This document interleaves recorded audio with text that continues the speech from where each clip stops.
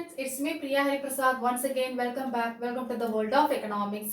Plus 2 macroeconomics 6th lesson ആയിട്ടുള്ള open economy macro എക്കണോമിക്സിലെ part 2 വീഡിയോയിലോട്ട് എല്ലാവർക്കും സ്വാഗതം. പാർട്ട് 1 വീഡിയോയിൽ open economy, closed economy, degrees of international trade എല്ലാം ഞാൻ എക്സ്പ്ലെയിൻ ചെയ്തിട്ടുണ്ട്. കാണാത്തവരൊന്ന് കാണാൻ ശ്രമിക്കുക. മാക്സിമം നിങ്ങളുടെ ഫ്രണ്ട്സുമായിട്ട് ഒന്ന് ഷെയർ ചെയ്യാനായിട്ട് ശ്രമിക്കുക. Okay then come let's learn together. Let's begin the class. ഇന്നത്തെ ക്ലാസ്സിൽ നമ്മൾ ഇവിടെ എക്സ്പ്ലെയിൻ ചെയ്യാൻ പോകുന്നത് ബാലൻസ് ഓഫ് പേയ്മെന്റ്സ് അല്ലെ. ബാലൻസ് ഓഫ് പേയ്മെന്റ്സ് എന്താണ്? ബാലൻസ് ഓഫ് പേയ്മെന്റ്, അതിന്റെ കമ്പോണൻസ് എന്തൊക്കെയാണ്, അതേപോലെ തന്നെ അതിൽ ഡെഫിസിറ്റും സർപ്ലസും, അങ്ങനെ ബാലൻസ് ഓഫ് പേയ്മെന്റുമായി റിലേറ്റ് ചെയ്തിട്ടുള്ള ഒരു കംപ്ലീറ്റ് വീഡിയോ തന്നെയായിരിക്കും. അപ്പൊ ഇത് എല്ലാ സ്റ്റുഡൻസിനും വളരെ യൂസ്ഫുൾ ആയിരിക്കും. മാക്സിമം എല്ലാവരും കാണാനും ഫ്രണ്ട്സുമായിട്ട് ഷെയർ ചെയ്യാനും ശ്രമിക്കുക. ഓക്കെ ദെൻ അപ്പൊ ക്ലാസ്സിലേക്ക് കടക്കാം. എന്താണ് BOP, ബാലൻസ് ഓഫ് പേയ്മെന്റ് അല്ലെ? എന്താണ് balance of payment? Systematic record of all economic transactions ആണ്. ഒരു കൺട്രിയിൽ ഉണ്ടാവുന്ന എല്ലാ എക്കണോമിക് ട്രാൻസാക്ഷൻസിന്റെയും സിസ്റ്റമാറ്റിക് റെക്കോർഡ് ആണ് എന്ത് പറയുന്നത്? ഈ ബാലൻസ് ഓഫ് പേയ്മെന്റ് എന്ന് പറയുന്നത്. അതിനകത്ത് ഈ BOPക്കകത്ത് നമ്മള് എന്താ പറയാ, ഒരു കൺട്രിയിൽ നടന്നിട്ടുള്ള എല്ലാ എക്കണോമിക് ട്രാൻസാക്ഷൻസും നമ്മൾ എന്ത് ചെയ്തിട്ടുണ്ടാവും? റെക്കോർഡ് ചെയ്തിട്ടുണ്ടാവും. ഓക്കെ, അപ്പം നമ്മള് BOT ഉണ്ട്, ബാലൻസ് ഓഫ് ട്രേഡ് ഉണ്ട്. അതിനകത്ത് എക്സ്പോർട്ടും ഇമ്പോർട്ടും വാല്യൂ തമ്മിൽ ഡിഫറൻസ് ആണ്. പക്ഷെ ഇതിനകത്ത് ഈ എക്സ്പോർട്ടിന്റെയും ഇമ്പോർട്ടിന്റെയും എല്ലാ വാല്യൂസും നമ്മൾ എന്ത് ചെയ്തിട്ടുണ്ടാവും? മെൻഷൻ ചെയ്തിട്ടുണ്ടാവും, റെക്കോർഡ് ചെയ്തിട്ടുണ്ടാവും. അതല്ലെങ്കിൽ ഒരു രാജ്യത്തിനകത്തെ റെസിഡൻസ് ഉണ്ടല്ലോ, നമ്മുടെ റെസിഡന്റ് എന്ന് പറഞ്ഞാൽ അറിയാലോ, ഇവിടത്തെ നിവാസികൾ. അപ്പം ഇവര് നടത്തിയിട്ടുള്ള എല്ലാ ട്രാൻസാക്ഷൻസും മറ്റൊരു രാജ്യവുമായിട്ട് അതെല്ലാം റെക്കോർഡ് ചെയ്യുന്ന ഒരു സിസ്റ്റമാറ്റിക് റെക്കോർഡാണ് എന്തെന്ന് പറയുന്നത്? ബാലൻസ് ഓഫ് പേയ്മെന്റ് എന്ന് പറയുന്നത് അല്ലെ. അപ്പൊ എന്താ ഡെഫിനിഷൻ നോക്കിക്കോളൂ. BOP is a systematic record of all transactions made between residents of a country and the rest of the world during a given period of time. അല്ലെ, ഒരു given period of time എന്ന് വെച്ചാൽ ഒരു വർഷം, അങ്ങനെയുള്ള കാലയളവിനകത്ത് ഒരു രാജ്യത്തിലെ നിവാസികൾ എന്ന് വെച്ചാൽ ഒരു രാജ്യം മറ്റൊരു രാജ്യവുമായി നടത്തിയിട്ടുള്ള എല്ലാ എക്കണോമിക് ട്രാൻസാക്ഷൻസും എഴുതി സൂക്ഷിക്കുന്ന ഒരു സിസ്റ്റമാറ്റിക് റെക്കോർഡാണ് അതെന്ന് പറയുന്നത് ബാലൻസ് ഓഫ് പേയ്മെന്റ് എന്ന് പറയുന്നത്. അപ്പൊ ശരിക്കും എങ്ങനെയുള്ള ട്രാൻസാക്ഷൻ ആയിരിക്കും ഇതിനകത്ത് മെൻഷൻ ചെയ്യുക, റെക്കോർഡ് ചെയ്തിട്ടുണ്ടാവും? എക്കണോമിക് ട്രാൻസാക്ഷൻസ് അല്ലെങ്കിൽ മോണിറ്ററി ട്രാൻസാക്ഷൻസ് ആയിരിക്കും അല്ലെ, പണപരമായിട്ടുള്ള. ഓക്കെ, അപ്പൊ BOP is the systematic record of all transactions made between residents of a country and the rest of the world during a given period of time. ഒരു country, ആ കൺട്രിയിലെ റെസിഡൻസും മറ്റൊരു രാജ്യം അവരുമായി നടത്തിയിട്ടുള്ള എല്ലാ ട്രാൻസാക്ഷൻസും, മനസ്സിലായിട്ടുണ്ടോ? ആ ട്രാൻസാക്ഷൻസിന്റെ റെക്കോർഡ് ആണ് എന്തെന്ന് പറയുന്നത്? സിസ്റ്റമാറ്റിക് ആയിട്ടുള്ള റെക്കോർഡ്, സിസ്റ്റമാറ്റിക് ആയിട്ട് ഓർഡറിൽ എഴുതി സൂക്ഷിച്ചിരിക്കുന്ന റെക്കോർഡാണ് BOP, ബാലൻസ് ഓഫ് പേയ്മെന്റ്സ് എന്ന് പറയുന്നത് അല്ലെ. അപ്പൊ എന്താണ് ഈ എക്കണോമിക് ട്രാൻസാക്ഷൻസ് എന്ന് പറഞ്ഞാല്? നമ്മുടെ രാജ്യത്ത് നിന്നും ആ രാജ്യത്തിലേക്ക് എത്ര സാധനങ്ങൾ അങ്ങോട്ട് എക്സ്പോർട്ട് ചെയ്തിട്ടുണ്ട്, അവിടെ നിന്ന് ഇങ്ങോട്ട് ഇമ്പോർട്ട് ചെയ്തിട്ടുണ്ട്, ഇവിടെ നിന്ന് എത്ര പേര് അവരെ ജോലി ചെയ്തിട്ടുണ്ട്, അതിൽ നിന്നും എത്ര ഇൻകം നമുക്ക് കിട്ടിയിട്ടുണ്ട്, അവിടെ നിന്ന് എത്ര പേര് ഇവിടെ ജോലി ചെയ്തിട്ടുണ്ട്, അങ്ങനെ എല്ലാ ട്രാൻസാക്ഷൻസും ഉണ്ടാവും. മനസ്സിലായോ? ഗുഡ്സ് ആൻഡ് സർവീസസ്, സാധനങ്ങളുടെയും സേവനങ്ങളുടെയും എല്ലാ ട്രാൻസാക്ഷൻസും ഇതിനകത്ത് ഉണ്ടാവും. ഓക്കെ, ഇത് നോക്കിക്കോളൂ. Then it is the difference between money inflow and outflow of a country during a given period of time. അല്ലെങ്കിൽ നമുക്ക് ഇങ്ങനെ പറയാം, money inflow and outflow of a country. ഒരു രാജ്യത്തിന് ഉണ്ടാകുന്ന മണി ഇൻഫ്ലോയും ഔട്ട്ഫ്ലോയും. എന്താ ഇൻഫ്ലോ എന്ന് പറഞ്ഞാൽ ഇങ്ങോട്ട് വരിക അല്ലെ, പൈസ ഇങ്ങോട്ട് വരിക. ഔട്ട്ഫ്ലോ എന്ന് പറഞ്ഞാൽ ഇവിടെ നിന്ന് അങ്ങോട്ട് പോവുക. ഞാൻ പറഞ്ഞല്ലോ, ഇപ്പൊ നമ്മൾ ഇവിടെ നിന്ന് അങ്ങോട്ട് പോയി ജോലി ചെയ്യുന്നു, അപ്പൊ നമുക്ക് അവിടെ നിന്ന് പൈസ കിട്ടുന്നു. അവരുടെ ആൾക്കാർ ഇവിടെ വന്ന് ജോലി ചെയ്യുന്ന സമയത്ത് നമ്മുടെ ഇവിടെ നിന്ന് പൈസ അങ്ങോട്ട് പോകുന്നു. അല്ലെങ്കിൽ എക്സ്പോർട്ട് ചെയ്യുമ്പോൾ നമുക്ക് അവിടുത്തെ പൈസ കിട്ടുന്നു, ഇൻഫ്ലോ. ദെൻ ഇമ്പോർട്ട്, അവിടെ നിന്ന് ഇറക്കുമതി ചെയ്യുന്ന സമയത്ത് നമ്മുടെ പൈസ അങ്ങോട്ട് പോകും, ഔട്ട്ഫ്ലോ. അങ്ങനെ എല്ലാ ഔട്ട്ഫ്ലോ ആൻഡ് ഇൻഫ്ലോയും ഔട്ട്ഫ്ലോയും തമ്മിലുള്ള ഡിഫറൻസ് എന്ന് നമുക്ക് എന്ത് പറയാം? Balance of payment. അല്ലെങ്കിൽ എല്ലാ ഇൻഫ്ലോ ആൻഡ് ഔട്ട്ഫ്ലോ, ഈ എക്കണോമിക് ട്രാൻസാക്ഷൻസിന്റെ ഇൻഫ്ലോ ആൻഡ് ഔട്ട്ഫ്ലോ എഴുതി സൂക്ഷിച്ചിരിക്കുന്ന ഒരു സിസ്റ്റമാറ്റിക് റെക്കോർഡാണ് എന്തെന്ന് പറയുന്നത്? BOP എന്ന് പറയുന്നത്. മനസ്സിലാവുണ്ടല്ലോ? എല്ലാ ഇൻഫ്ലോയും ഔട്ട്ഫ്ലോയും അതിനകത്ത് ഉണ്ടാവും. ഓക്കെ, നിങ്ങൾക്ക് നോട്ട്സ് വേണമെങ്കിൽ എഴുതിയെടുക്കാം കേട്ടോ. അല്ലെങ്കിൽ നമുക്ക് പറയാം, it is the record of all financial transactions of international trade made by a country's residents. ഒരു കൺട്രിയുടെ റെസിഡൻസ് നടത്തിയിട്ടുള്ള ഇന്റർനാഷണൽ ട്രേഡ്, അത് എല്ലാ രീതിയിലും കേട്ടോ, സാധനങ്ങൾ, സേവനങ്ങൾ, ക്യാപിറ്റൽ, ഇൻവെസ്റ്റ്മെന്റ്, അങ്ങനെ പല കാര്യങ്ങൾ എല്ലാറ്റിലും നടത്തിയിട്ടുള്ള, എല്ലാ രീതിയിലും നടത്തിയിട്ടുള്ള ട്രേഡ് ഉണ്ടല്ലോ അല്ലെ, ആ ട്രേഡിന്റെ എല്ലാം മോണിറ്ററി ട്രാൻസാക്ഷൻസ് അല്ലെങ്കിൽ ഫിനാൻഷ്യൽ ട്രാൻസാക്ഷൻസ്, പണപരമായിട്ടുള്ള ട്രാൻസാക്ഷൻസ് ഉണ്ടല്ലോ, അതെല്ലാം ആയിരിക്കും എന്തിനകത്ത് നമ്മൾ റെക്കോർഡ് ചെയ്തിട്ടുണ്ടാവുക, BOP-ക്കകത്ത് അല്ലെ.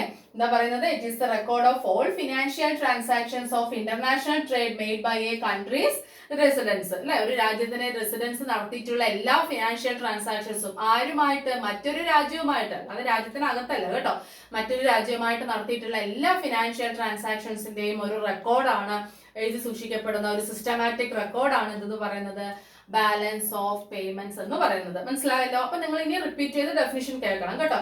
അപ്പൊ ഞാൻ 3 കാര്യങ്ങളാണ് എഴുതിയിരിക്കുന്നത്. അപ്പൊ BOP എന്ന് പറയുന്നത് ശരിക്കും ഒരു ഇൻഡിക്കേറ്റർ ആണ്. നമുക്ക് നോക്കിയാൽ മനസ്സിലാവും ഒരു രാജ്യത്തിന് എത്രത്തോളം ഫോറിൻ ഇന്റർനാഷണൽ ട്രേഡിൽ നിന്ന് ഇൻകം ഉണ്ട്, ഇൻകം കുറവാണ് അല്ലെ, അങ്ങനെയൊക്കെ നമുക്ക് നോക്കി മനസ്സിലാക്കാൻ പറ്റുന്ന ഒരു നല്ലൊരു ഇൻഡിക്കേറ്ററും കൂടിയാണ് എന്തെന്ന് പറയുന്നത്, BOP എന്ന് പറയുന്നത്. അപ്പൊ ബാലൻസ് ഓഫ് പേയ്മെന്റ്സിന് ഇത്രയും ഒരു കാര്യം നിങ്ങൾ എഴുതുവാണെങ്കിൽ നല്ലൊരു ഇൻട്രൊഡക്ഷൻ ആയി അല്ലേ. ഇനി നമുക്ക് അതിന്റെ എന്ത് പഠിക്കാം, കമ്പോണൻസ്. നമ്മൾ സമയം വേസ്റ്റ് ചെയ്യാതിരിക്കാനാണ് ഞാൻ റിപ്പീറ്റ് ചെയ്യാത്തത്. നിങ്ങൾ വീഡിയോ ഒന്നും കൂടെ ഡെഫിനിഷൻ റിപ്പീറ്റ് ചെയ്ത് കേട്ടോ ഒന്ന് എഴുതി വെക്കാൻ ശ്രമിക്കുക. ഓക്കെ, നോക്കിക്കോളൂ.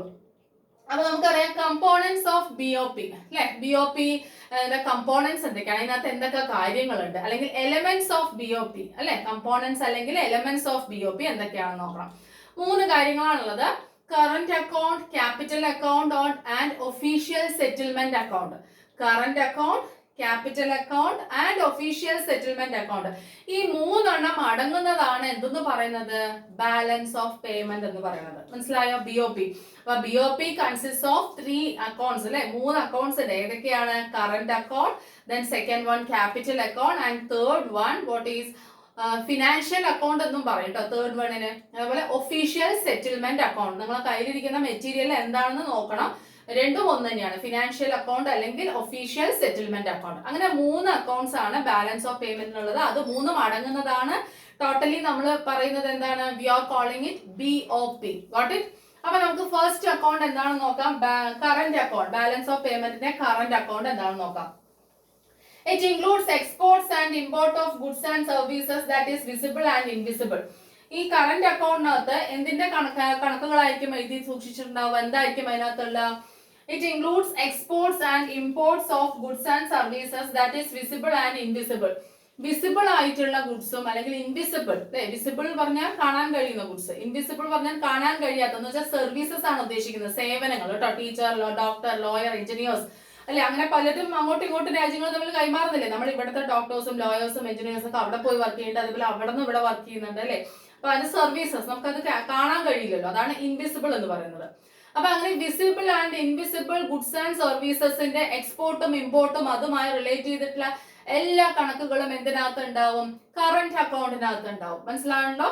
അപ്പൊ ഗുഡ്സ് ആൻഡ് സർവീസസ് എന്ന് പറയുമ്പോൾ എല്ലാ സാധനങ്ങളും, ഫുഡ് ഐറ്റംസ് ആയിക്കോട്ടെ, ടെക്സ്റ്റൈൽസ് ആയിക്കോട്ടെ, മനസ്സിലാവട്ടെ, എല്ലാ തരത്തിലുള്ള സാധനങ്ങളും നമ്മൾ ഇവിടുന്ന് എന്തൊക്കെ സാധനങ്ങൾ കയറ്റി അയക്കുന്നുണ്ടോ അല്ലെങ്കിൽ പുറമേ നിന്നും എന്തൊക്കെ സാധനങ്ങൾ ഇങ്ങോട്ട് വരുന്നുണ്ടോ ആ സാധനങ്ങൾ എല്ലാം, അതിന്റെ എല്ലാ കണക്കുകൾ കറന്റ് അക്കൗണ്ടിൽ ഉണ്ടാവും. അതേപോലെ സർവീസസിന്റെ ഇൻവിസിബിൾ ആയിട്ടുള്ള ടീച്ചർ, ലോയർ, എഞ്ചിനീയർ, ഡോക്ടർ എന്നൊക്കെ ഞാൻ പറഞ്ഞില്ലേ, അതൊക്കെയാണ് സർവീസസ്, സേവനങ്ങൾ എന്ന് പറയുന്നത്.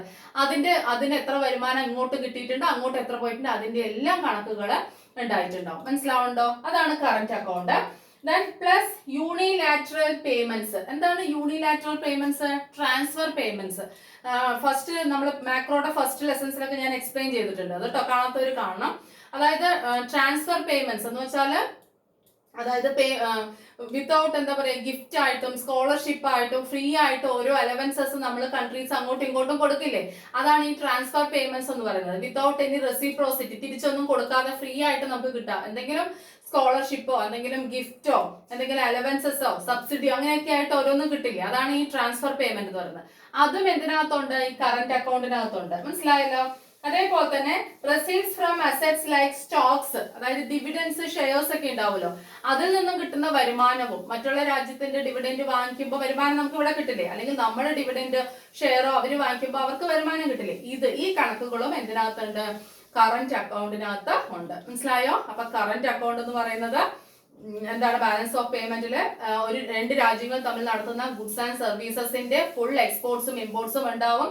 സാധനങ്ങൾ എന്ന് പറഞ്ഞാൽ എല്ലാ ടൈപ്പ് ഓഫ് സാധനങ്ങളും ഉണ്ട്. സർവീസസ് എന്ന് പറഞ്ഞാൽ ടീച്ചർ, ഡോക്ടർ, ലോയർ, എഞ്ചിനീയർ അങ്ങനെ തുടങ്ങിയ സർവീസസ് എല്ലാം, ഇതിന്റെ എല്ലാം ട്രാൻസാക്ഷന്റെ വാല്യൂസ് എന്തിനകത്ത് ഉണ്ടാവും, ഒരു വർഷം എത്രയൊക്കെ ചെയ്തു ആ ട്രാൻസാക്ഷൻ ഫുള്ളും കറന്റ് അക്കൗണ്ടിനകത്ത് ഉണ്ടാവും. അതുപോലെ യൂണിലാറ്ററൽ പേയ്മെന്റ്സ്, ട്രാൻസ്ഫർ പേയ്മെന്റ്സ് ഉണ്ടാവും. അതേപോലെ തന്നെ receives from assets like Stokes, അതായത് ഇത് ഷെയർ, ഡിവിഡൻഡ്, അതിൽ നിന്നുമുള്ള വരുമാനം, ഇതും കൂടി എന്തിനകത്തുണ്ട്? കറന്റ് അക്കൗണ്ടിനകത്തുണ്ട്. മനസ്സിലായല്ലോ? ഇനി നമുക്ക് അടുത്ത അക്കൗണ്ടിലേക്ക് പോവാം. ക്യാപിറ്റൽ അക്കൗണ്ട് അല്ലെ? പേര് കേൾക്കുമ്പോൾ തന്നെ അറിയാം, short term and long term capital inflows and outflows ആണ് ഇവിടെ. ക്യാപിറ്റൽ ട്രാൻസാക്ഷൻസ് ആണ്, അതായത് ഹ്രസ്വകാല അളവിലും ദീർഘകാല അളവിലുമായിട്ട് നടത്തിയിട്ടുള്ള എല്ലാ മൂലധന കൈമാറ്റങ്ങളും, എല്ലാ എന്താ പറയുക ക്യാപിറ്റൽ ട്രാൻസാക്ഷൻസും ഇൻക്ലൂഡഡ് ആണ് എവിടെ? ഇൻ ക്യാപിറ്റൽ അക്കൗണ്ട് അല്ലെ? അപ്പൊ capital account consist of all types of capital transactions like short term and long term. Short term and long term ആയിട്ടുള്ള എല്ലാ ക്യാപിറ്റൽ ട്രാൻസാക്ഷൻസും, മൂലധനം എന്ന് പറഞ്ഞാൽ മെഷീനറീസിന്റെ രൂപത്തിലാവാം, പണത്തിന്റെ രൂപത്തിലാവാം അല്ലെ? പണമായിട്ട് പോയിട്ടുണ്ടാവും, ഈ രാജ്യത്ത് നിന്ന് ആ രാജ്യത്തിലേക്ക് മെഷീനറീസ് പോയിട്ടുണ്ടാവും. ഇതിന്റെ എല്ലാം ട്രാൻസാക്ഷൻസ് ആണ് എന്തിനകത്ത് ഉണ്ടാവുക? ക്യാപിറ്റൽ അക്കൗണ്ടിൽ ഉണ്ടാവുക. നോക്കിക്കോളൂ. The inflow and outflow of capital including foreign investment, gold and foreign exchange reserves അല്ലെ? ക്യാപിറ്റലിന്റെ ഇൻഫ്ലോ ആൻഡ് ഔട്ട്ഫ്ലോ ആണ് ഇതിനകത്തുള്ളത്. എന്ന് വെച്ചാൽ മൂലധനം എന്ന് പറഞ്ഞാൽ ഏതൊക്കെ രൂപത്തിലാണ്? ഗോൾഡ് അല്ലെ? ഗോൾഡ് ആയിട്ട്, അതേപോലെ തന്നെ ഫോറിൻ ഇൻവെസ്റ്റ്മെന്റ് അല്ലെ? വിദേശ നിക്ഷേപം. ഇവിടുന്ന് നമ്മൾ വിദേശ രാജ്യത്തിലേക്ക് ഏതെങ്കിലും ബിസിനസ്സിൽ നിക്ഷേപിച്ചിട്ടുണ്ടാവും, അവർ ഇവിടെ നിക്ഷേപിച്ചിട്ടുണ്ടാവും. അതേപോലെ തന്നെ ഫോറിൻ എക്സ്ചേഞ്ച് റിസർവ്സ്, വിദേശ നാണയങ്ങൾ അങ്ങോട്ടും ഇങ്ങോട്ടും, ഇവിടുത്തെ നാണയം അങ്ങോട്ടും അവിടുത്തെ നാണയം ഇങ്ങോട്ടൊക്കെ വരില്ലേ? അപ്പം ഇതെല്ലാമാണ് എന്തിനകത്ത് ഉണ്ടാവുന്നത്? ക്യാപിറ്റൽ അക്കൗണ്ടിൽ ഉണ്ടാവുന്നത്. അത് ശരിക്കും സ്റ്റോക്ക് നേച്ചർ ആണ് കേട്ടോ. അതിന്റെ നേച്ചർ സ്റ്റോക്ക് ആണ്. സ്റ്റോക്കും ഫ്ലോയും ഞാൻ എടുത്തിട്ടുണ്ട്, അതും കൂടെ നിങ്ങൾ കാണട്ടെ, എന്നാലേ മനസ്സിലാവുള്ളൂ. Then all international capital transfers are recorded. എല്ലാ ഇന്റർനാഷണൽ ക്യാപിറ്റൽ ട്രാൻസ്ഫേഴ്സും അല്ലെങ്കിൽ ട്രാൻസാക്ഷൻസും ഈ ക്യാപിറ്റൽ അക്കൗണ്ടിൽ റെക്കോർഡ് ചെയ്തിട്ടുണ്ടാവും. എന്ന് വെച്ചാൽ long term and short term അല്ലെ? ലോങ് ടേമും ഷോർട്ട് ടേമും. അപ്പൊ എന്താ പറയുന്നത്?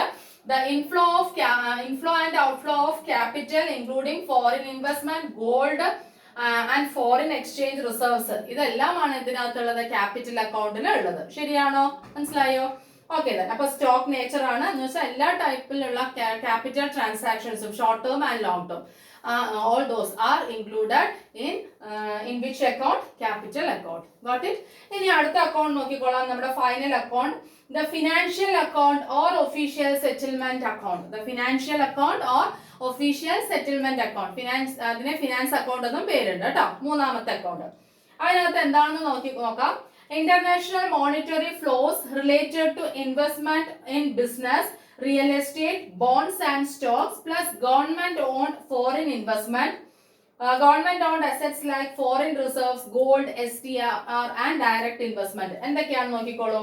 ഇതിനകത്ത് ഫിനാൻഷ്യൽ ഒഫീഷ്യൽ സെറ്റിൽമെന്റ് അക്കൗണ്ടിൽ പറയുന്നത് ഫ്ലോസ് റിലേറ്റഡ് ഇൻവെസ്റ്റ്മെന്റുമായി റിലേറ്റ് ചെയ്തിട്ട്, എവിടെയൊക്കെ ഇൻവെസ്റ്റ്മെന്റ്? ബിസിനസ്സില്, പ്രൈവറ്റ് ബിസിനസ്സിൽ ഇവിടെ ഇൻവെസ്റ്റ്മെന്റ് നടക്കുമല്ലോ, ഗവൺമെന്റിന്റെയൊക്കെ.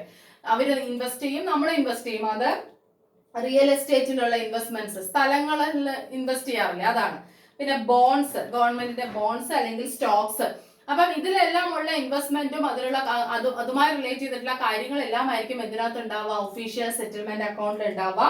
അതേപോലെ തന്നെ government owned assets like foreign reserves, government owned assets, അതിന്റെ കണക്കുകളും ഇതിനകത്ത് ഉണ്ടാവും. ഫോറിൻ റിസർവ് എത്രയുണ്ട്, ഗോൾഡ് സ്റ്റാൻഡേർഡ് എത്രയുണ്ട്, SDR എത്രയുണ്ട് അല്ലെ? ഈ SDR ഒക്കെ ഞാൻ ഓൾറെഡി എക്സ്പ്ലെയിൻ ചെയ്തിട്ടുണ്ട് കേട്ടോ, അത് പ്രീവിയസ് വീഡിയോയിൽ കാണും. ഞാൻ ഇവിടെ അത് എക്സ്പ്ലെയിൻ ചെയ്ത് കഴിഞ്ഞാൽ പിന്നെയും അത് ലാഗ് ആവും, അതുകൊണ്ടാണ്. ഡയറക്റ്റ് ഫോറിൻ ഇൻവെസ്റ്റ്മെന്റ് അല്ലെ? ഡയറക്റ്റ് ഈ SDR എന്ന് പറഞ്ഞാൽ ഫുൾ ഫോം ഞാൻ പറഞ്ഞുതരാം, സ്പെഷ്യൽ ഡ്രോയിങ് റൈറ്റ്സ് കേട്ടോ. ഓക്കെ. അപ്പം ഇത് ഇങ്ങനെയുള്ള എല്ലാ കാര്യങ്ങളും ഓക്കെ. അപ്പൊ ഫിനാൻഷ്യലുമായിട്ട് റിലേറ്റ്, പണപരമായിട്ട് റിലേറ്റ് ചെയ്തിട്ടുള്ള ഈ എല്ലാ കാര്യങ്ങളും എന്തിനകത്തുണ്ട്?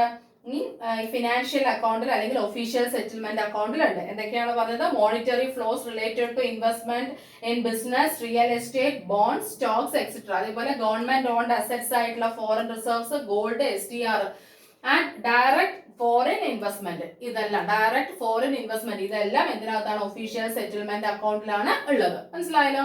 അപ്പൊ ഈ 3 അക്കൗണ്ട്സും ചേർന്നാലാണ് എന്താവുന്നത്? BOP ആവുന്നത്. മനസ്സിലായല്ലോ? ഇതിന്റെ എല്ലാം കണക്കുകൾ.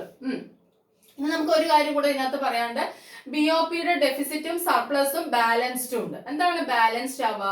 ഈ രണ്ട് രാജ്യങ്ങൾ തമ്മിലുള്ള ഇൻഫ്ലോയും ഔട്ട്ഫ്ലോയും ഈക്വൽ ആയാൽ BOP ബാലൻസ്ഡ് ആണെന്ന് പറയാം, ബാലൻസ് ആണെന്ന് പറയാം. ശരിയല്ലേ? ഇക്വിലിബ്രിയം ആണെന്ന് പറയാം. ആണല്ലോ? എന്ന് വെച്ചാൽ ഇൻഫ്ലോയും ഔട്ട്ഫ്ലോയും ഈക്വൽ ആവുക. നമ്മുടെ ഇവിടെ നിന്ന് അങ്ങോട്ട് പോയിട്ടുള്ള ഇൻകവും അവിടെ നിന്ന് ഇങ്ങോട്ട് വന്നിട്ടുള്ള ഇൻകവും ഇതെല്ലാം സെയിം ആണെങ്കിൽ, ഈക്വൽ ആണെങ്കിൽ നമുക്ക് എന്തെന്ന് പറയാം, BOP ബാലൻസിലാണ് അല്ലെങ്കിൽ ഇക്വിലിബ്രിയത്തിലാണ് നമുക്ക് പറയാം. ഇനി അതല്ല ഔട്ട്ഫ്ലോ കൂടുതൽ, ഇവിടെ നിന്ന് അങ്ങോട്ട് പോയത് കൂടുതലും ഇൻഫ്ലോ കുറവ്, നമുക്ക് ഇങ്ങോട്ട് കിട്ടിയത് കുറവാണെങ്കിൽ അത് എന്തായിരിക്കും, ഡെഫിസിറ്റ് ആയിരിക്കും, കമ്മി. BOPയിൽ എന്ത് വരികയാണ്, ഡെഫിസിറ്റ് വരികയാണ്, കമ്മി വരികയാണ്, ശരിയല്ലേ? അപ്പൊ ഔട്ട്ഫ്ലോ കൂടുതലും ഇൻഫ്ലോ കുറവ് എന്ന് വെച്ചാൽ, ഔട്ട്ഫ്ലോ എന്ന് പറഞ്ഞാൽ ഇവിടുന്ന് പോയ ഇൻകം കൂടുതൽ എന്ന് വെച്ചാൽ നമ്മൾ ഇമ്പോർട്ട് ഒക്കെയാണ് കൂടുതൽ ചെയ്തിരിക്കുന്നത്, എക്സ്പോർട്ട് ഒക്കെ കുറവ്, നമുക്ക് കിട്ടിയ വരുമാനം കുറവ് അല്ലെ. അപ്പൊ അങ്ങനെ വരുമ്പോൾ എന്താ പറയാ, ഡെഫിസിറ്റ് ആണ്. ഇനി അതല്ല സർപ്ലസ് വരും, മിച്ചം. ബാലൻസ് ഓഫ് പേയ്മെന്റ് എങ്ങനെയാ മിച്ചമാവുന്നത്, മിച്ചം എന്ന് പറയുന്നത് സർപ്ലസ് ബാലൻസ് ഓഫ് പേയ്മെന്റ് എങ്ങനെയാവുന്നത്, അതായത് ഔട്ട്ഫ്ലോ കുറവും ഇൻഫ്ലോ കൂടുതലും. ഇൻഫ്ലോ ഇങ്ങോട്ട് ഇൻകം വന്നത് കൂടുതലും അങ്ങോട്ട് ഇൻകം പോയത് എന്താണ്, കുറവുമാണെങ്കിൽ ബാലൻസ് ഓഫ് പേയ്മെന്റ് എന്തായിരിക്കും, സർപ്ലസ് ആയിരിക്കും അല്ലെ.